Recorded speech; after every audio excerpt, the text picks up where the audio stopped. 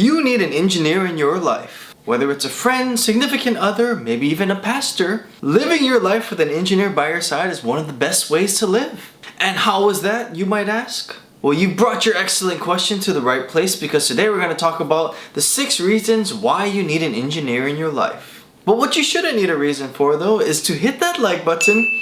And if you haven't already, subscribe and hit the notification bell below so you don't miss any more videos from me. And I'd really like to know your thoughts on this video and having engineers in your own life, so be sure to leave a comment and I'll try my best to reply to you. And with that, let's get into the video. So number 1, engineers are logical. We try to take the emotion out of things. Now, why is that a positive, one might ask? What's not a positive of a completely pragmatic approach to everything? Like, for example, the customer service industry. I think people that work in customer service would love to have a more logical approach to the way they have to operate. The customer is always right? Highly unlikely. Only engineers are always right. Just kidding. If the customer treats you like shit, why shouldn't you treat them like shit back? Not my greatest example of something being logical, but that's kind of the thing I'm going for.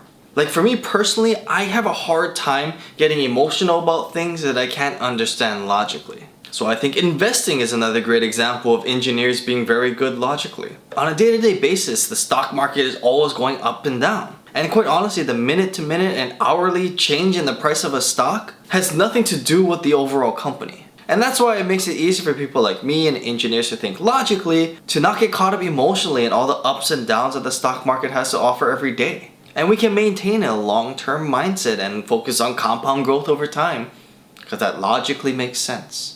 And that logic is rooted in years of being academically trained that there is one correct answer.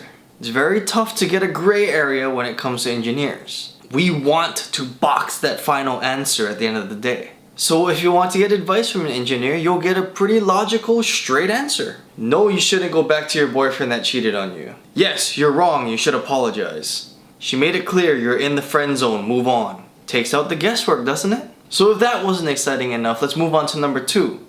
Engineers are problem solvers. We just want things to work. I mean, engineers actually inherently enjoy solving problems. Enjoy it. And we'll fixate on it until it's solved. I mean, if anyone's ever hung out with a bunch of engineers, say your chair was fixed. Every single one of those engineers would want to help you fix that chair. Whether or not they knew actually how to fix it or not. They would at least try. And at the end of the day, when one of the engineers actually fixes your chair for you, all the other engineers will actually be around there and they would have opinions on what that engineer could have done better. And because that's another thing, engineers are always analyzing. We're always trying to make things better. It's not judgmental per se, but we're always trying to find ways to improve and make things more efficient. So if you have an engineer in your life and you ask for their opinion, you know that went through multiple iterations of thought in order to get you an answer. And you'll always have someone that wants to help you solve your problems. You'll never be alone.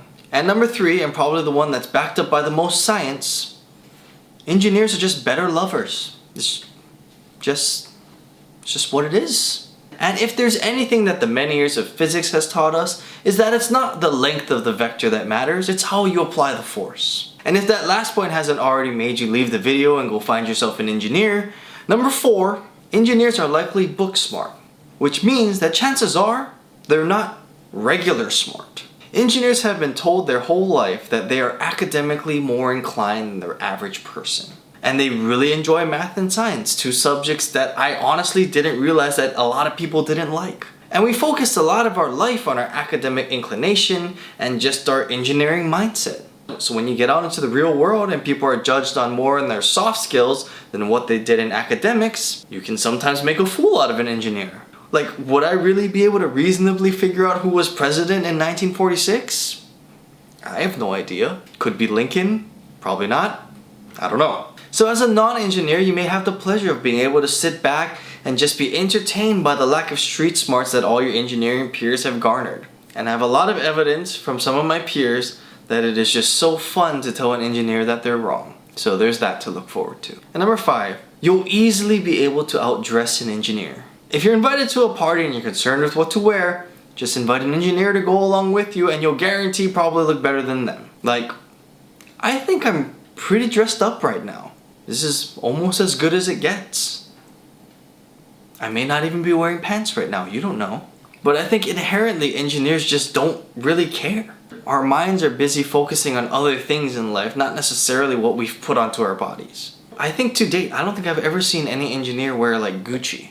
So if you want to make sure your fashion statement remains really bold, bring along an engineer. And number 6, you'll learn stuff.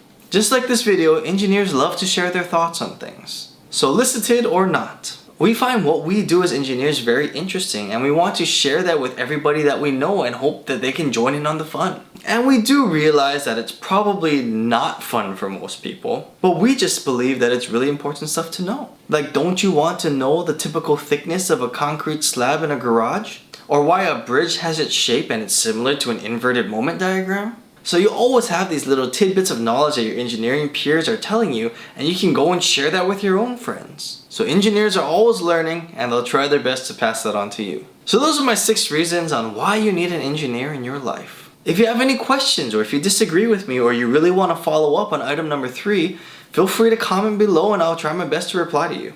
And if you enjoy these kinds of videos, don't forget to hit that like button and subscribe and hit the notification bell below so you can join our growing family here on YouTube. And as always, don't forget to use my link below in the description so you can get your 2 free stocks from Webull when you deposit $100 onto their platform. Thank you so much for watching, I really appreciate your time, and I'll see you on the next video.